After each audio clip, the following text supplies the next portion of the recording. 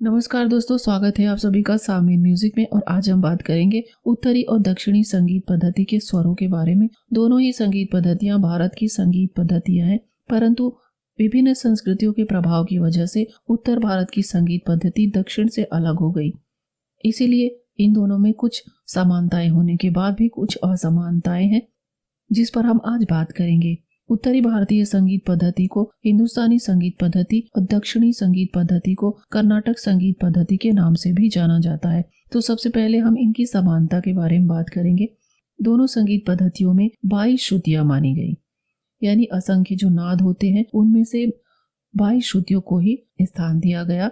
एक सप्तक के अंतर्गत 12 स्वर दोनों संगीत पद्धतियों में माने गए। 12 स्वरों में से अधिकांश स्वरों के नाम और स्थान एक है। यह हमने बात की समानता की। अब हम इनमें जो विभिन्नता है उसके बारे में बात करेंगे।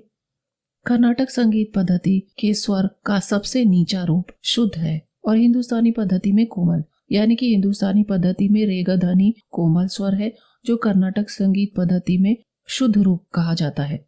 कर्नाटक संगीत पद्धति में विकृत स्वर अपने स्थान से ऊपर चढ़ते हैं, जबकि हिंदुस्तानी संगीत पद्धति में माँ को छोड़कर जितने भी विकृत स्वर हैं वो अपने शुद्ध स्थान से नीचे हैं।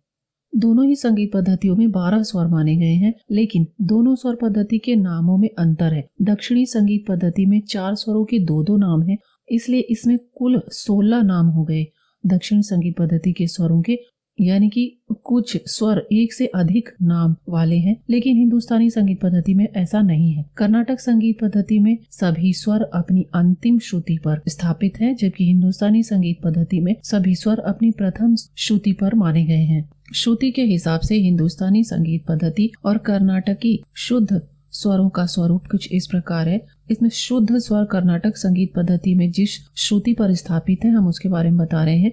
कर्नाटक संगीत पद्धति में सा चौथी श्रुति पर, शुद्ध रे 6वीं श्रुति पर, शुद्ध ग 8वीं श्रुति पर, म 13वीं श्रुति पर, प 17वीं श्रुति पर, ध 19वीं श्रुति पर और नी 21वीं श्रुति पर है।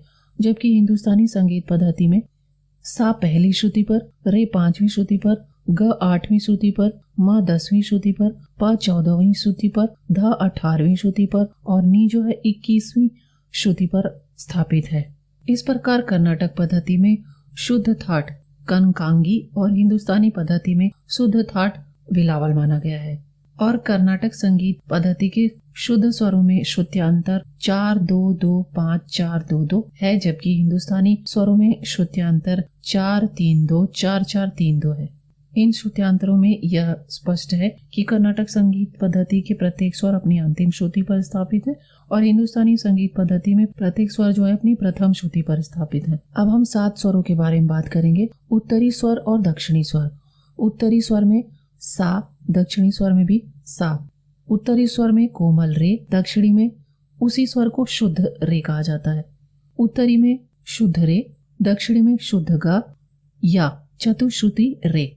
उत्तरी में कोमल ग, दक्षिणी में साधारण ग या षड श्रुति रे। उत्तरी में शुद्ध ग, दक्षिणी में अंतर ग। उत्तरी में शुद्ध मा, दक्षिणी में भी शुद्ध मा। उत्तरी में तीव्र मा, दक्षिणी में प्रतिमा। उत्तरी में प, दक्षिणी में भी प। उत्तरी में कोमल धा, दक्षिणी में शुद्ध धा। उत्तरी में शुद्ध धा, दक्षिणी में शुद्ध नी अथवा पंच श्रुति धा। उत्तरी में कोमल नी, दक्षिणी में कैशिक नी अथवा षड श्रुति धा। उत्तरी में शुद्ध नी, दक्षिणी में काकली नी। इस प्रकार दोस्तों दोनों ही संगीत पद्धति में 12 स्वर माने गए हैं, जिसमें सा, शुद्ध मा, प समान है, बाकी सभी स्वरों के नाम भिन्न भिन्न है। और हमने देखा कि 4 स्वर जो हैं दक्षिणी संगीत पद्धति में उनके 2-2 नाम है, जैसे कि शुद्ध ग को चतुश्रुति रे भी कहते हैं, साधारण ग को षडश्रुति रे भी कहते हैं, शुद्ध नी को पंचश्रुति ध भी कहते हैं, कैशिक नी को षडश्रुति ध भी कहते हैं। इस प्रकार इनके कुल नाम जो है वो 16 हो गए।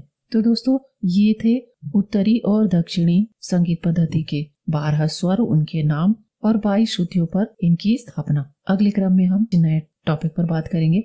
तब तक के लिए संगीत की सेवा में लगे रहिए। नमस्कार, जय गुरुदेव।